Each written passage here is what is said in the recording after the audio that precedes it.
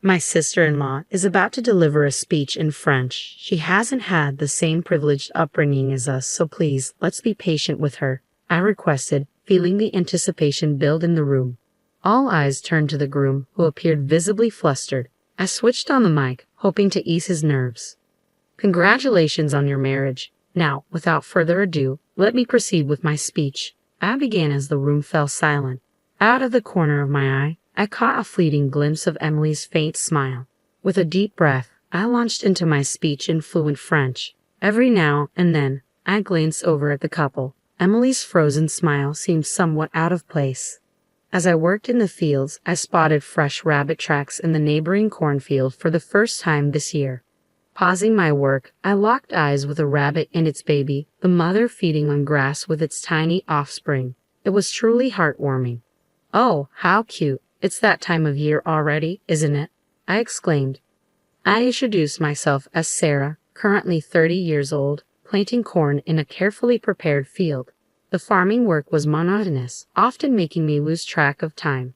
As evening approached, I decided to call it a day, exchanging nods with a familiar farmer also preparing to head home.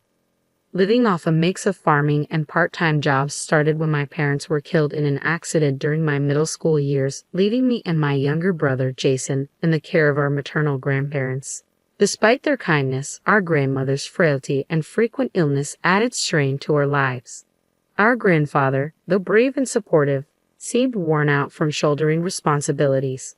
With our grandmother's uncertain health, I chose not to pursue high school, instead working to support Jason's education. He eventually secured a spot at Harvard University, and I attended his college orientation, filled with tears of relief.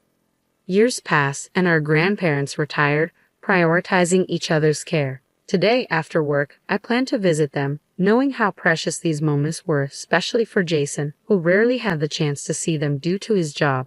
As I parked my car and opened the slightly old door, the darkness enveloped me, signaling the end of another day's labor. "Welcome home, Sarah," echoed through the house as I stepped inside. "Hey, Sarah's back," I heard from the back, followed by the sound of quiet footsteps. "Sarah, you look well. You haven't had dinner yet, right? It's ready. Why don't you join us?" "It's been a while," said my grandparents in unison, their warmth enveloping me. "I'm hungry," I admitted, and both of them welcomed me with smiles. Though I'd been away from this house for many years, the comfort of my childhood home was irreplaceable. As we sat down to dinner, catching up and making small talk, the phone rang. "Who could it be at this hour?" "Should I get it?" I asked. "No, it's fine, Sarah. Just sit down and eat your dinner," insisted my grandmother as she answered the phone. "How?" "Oh, it's been a while, hasn't it?" "I'm fine. How about you?" "Oh, really? Congratulations, that's great. But wait, let me get Grandpa on the phone." I immediately sensed it was Jason on the other end of the line. The phone was passed to my grandfather, who also seemed to enjoy the conversation. "Sarah, you should also talk to him," my grandmother urged. "It's okay. I can talk to Jason anytime," I replied, but my grandfather insisted, handing me the phone with a happy look on his face.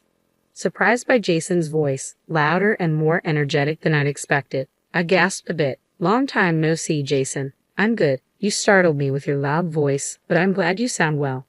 "Hey, what am I, chopped liver?" Jason joked. "Grandpa and Grandma just have poor hearing." I couldn't help but smile and chuckle. "That's so like you, Jason. So you occasionally call like this, huh?" "No, it's been a while since I last called. I had something to tell you," Jason explained. "Something to tell?" "Yeah, I've already told Grandpa and Grandma, but I'm headed overseas for work." "What? That's amazing. So they chose you, Jason," I exclaimed. "Well, it's not that big of a deal, but you know, it's all thanks to you, sis." "Thank you," Jason replied gratefully. "What do you mean? It's all because you worked hard, Jason." "So, was this call to tell me you won't be able to return home for a while?" I asked.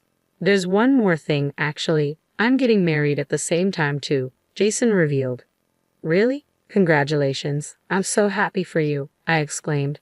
I really wanted to introduce her to you sooner, but I've been too busy with work these past few years. That's why I had to tell you on the phone like this. "That's all right. Being busy is a good thing," I assured him.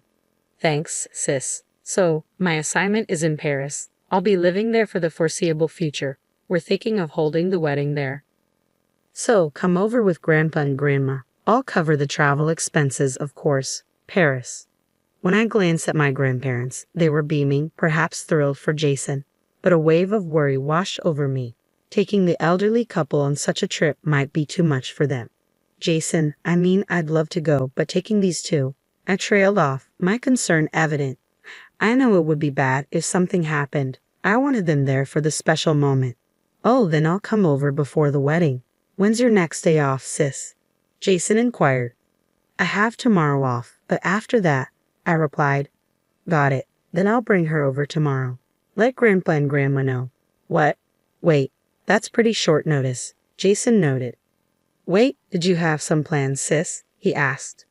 Not really, but mental preparation. You don't need that. She's a really nice girl. I'm sure you'll like her, Jason assured me hastily. Oh, I've got to get back to work. Can you tell them bye? The call ended abruptly, leaving me hanging up reluctantly. I see Jason's getting married. That's wonderful, Grandma remarked, her eyes sparkling with joy. That's right, he used to be so small. I'm so happy for him. Oh, Sarah, is the call over? What did Jason say about that? He's bringing his fiancée over tomorrow, I explained, still a bit surprised by the sudden turn of events. I see. At our age, it's hard on the heart to fly, indeed. But if we can see Jason again after so long, let's make a feast tomorrow, Grandpa suggested, his tone filled with excitement. Jason has always been smart, but he's always been restless, always thinking on the run, so to speak, Grandma reminisced. Well, it's good that he's found someone who can support him. Let's celebrate tomorrow, then. I'll come over early tomorrow and help with the cooking. With that settled, I started eating the remaining dinner that had been left untouched. The next day, despite being a habitual late riser, especially on days off, I woke up early and headed to my grandparents' house. Despite it only being midday, they were already busy preparing for the visitors. As evening arrived, the sound of the sliding door opening echoed through the house. I stepped into the house, greeted by Jason's vibrant voice, followed by a softer, reserved one. Hello there, I heard as I approached. There stood my brother, whom I hadn't seen in a while, alongside a lovely lady. Ah, sis, long time no see. Let me introduce you to the woman I'm going to marry. I'm Emily. Nice to meet you, she said with a warm smile. Oh, I'm Sarah, Jason's sister. It's so nice to meet you, Emily, I replied, extending my hand. Emily and I shook hands, welcoming the couple into the house. Emily greeted our grandparents warmly, her laughter filling the room. She was outgoing and quickly became friendly with them. As we sat around the dinner table, Emily suddenly asked me a question. So, sister-in-law, you're a fan of lemon on your shrimp, huh? Oh yes, I always have been. Really? I responded. Me too. This is the first time I've met someone else who likes it the same way. I'm so happy, Emily exclaimed. Her cheerful conversation made her easy to talk to, and we chatted and laughed together. However, I couldn't help but notice Emily's gaze on me whenever I was talking with others or had to leave my seat for the restroom. I brushed it off, thinking it was perhaps poor eyesight or just the way she looked at people. Today wasn't the day to worry about it. We were here to celebrate Jason's upcoming marriage. The conversation shifted to Jason's future Southeast assignment, and from there, I learned that Emily had lived in Paris during her junior high school years. That should make adjusting to life there and any culture shocks easier, right? I asked. Yes, indeed. The city might look a bit different now, but I think I can manage living in Paris. Plus, I'm really happy to have the wedding in my second hometown, Emily replied with a smile. All of this, including Jason's overseas assignment and meeting Emily, filled me with a sense of joy and anticipation for the future.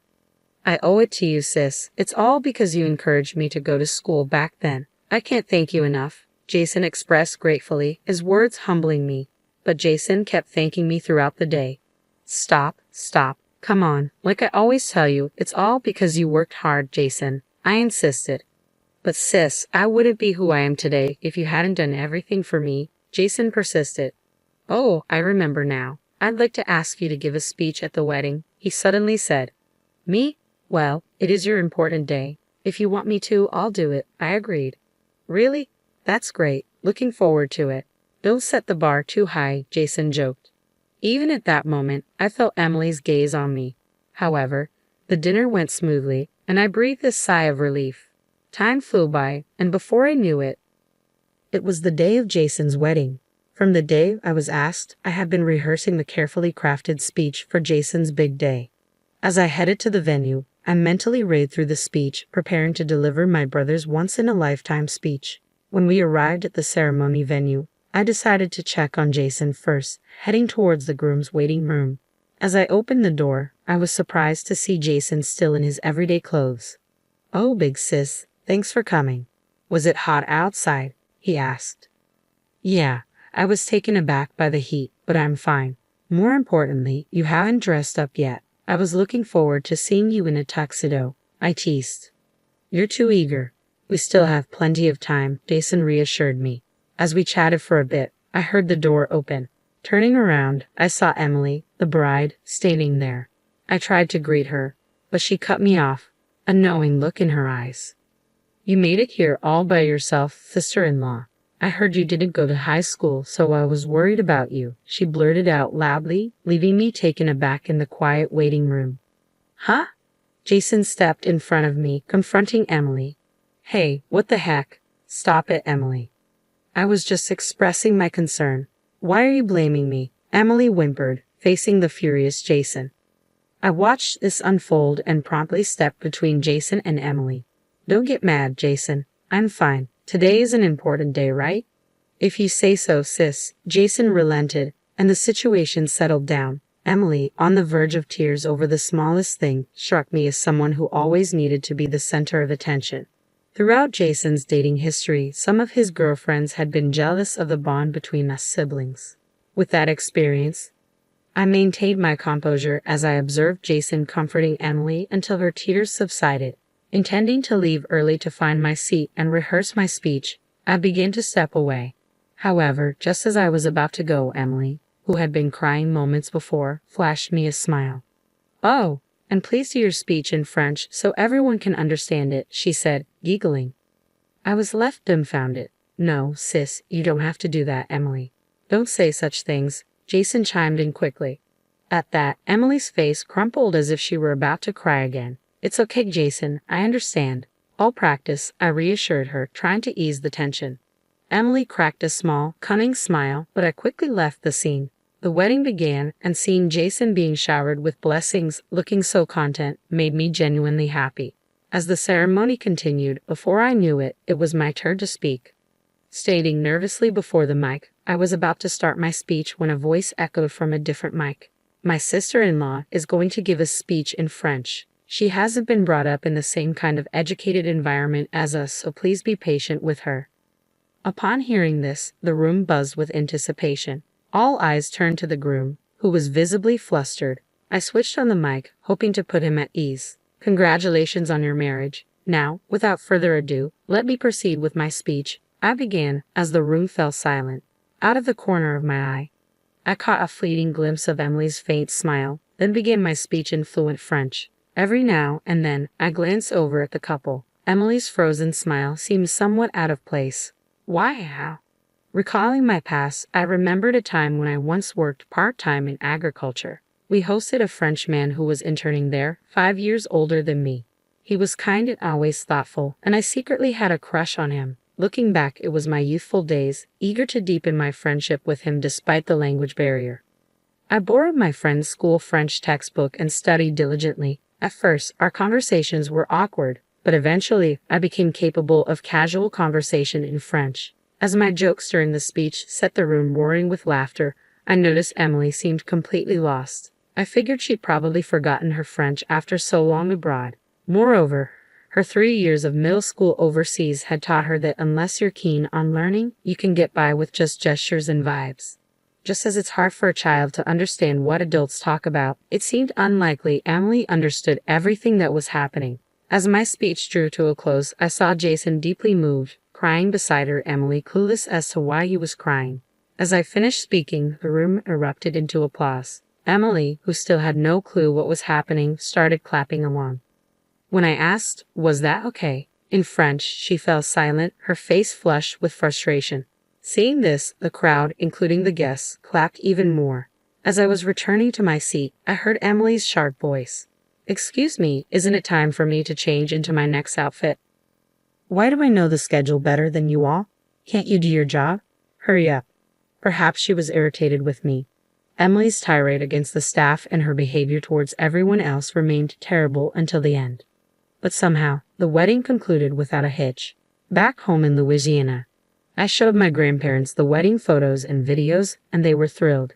Even now, months later, they sometimes look back at them, shedding tears of joy. Meanwhile, Jason, who moved abroad, started calling more often than before, and the bond between his siblings grew stronger.